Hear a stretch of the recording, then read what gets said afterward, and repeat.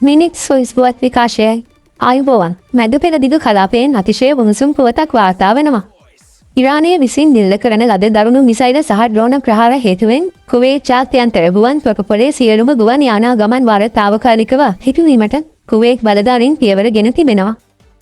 මෙලෙස ගුවන් කටයුතු සම්පූර්ණයෙන්ම නවතා දැමීම හේතුවෙන් කුවේට් රාජ්‍යයේ නිල ගුවන් සේවය වන කුවේට් එයාර්වේස් ආයතනය විසින් ඔවුන්ගේ නියමිත ගුවන් ගමන් වාර සියල්ල වෙනත් වේලාවන් වෙත වෙනස් කිරීමටයි කටයුතු කර ඇත්තේ.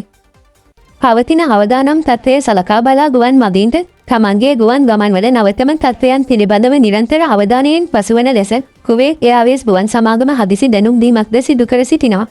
මේ අතර ඉරානයේ ප්‍රහාර මෙලෙස ගුවන් ප්‍රකෝපලයට පමණක් සීමා වී නොමැති බවයි වාර්තා වන්නේ. කුවේට් ඛනිජ තෙල් සංස්ථාවට 6ක් ප්‍රධාන තෙල් පිළිපහදු සංකීර්ණයකටද නැවත වරක් ඉරාන මිසයිල් ප්‍රහාර එල්ල වී ඇති බව කුවේට් රාජ්‍ය ප්‍රවෘත්ති ඒජන්සිය නිල වශයෙන් තහවුරු කර තිබෙනවා.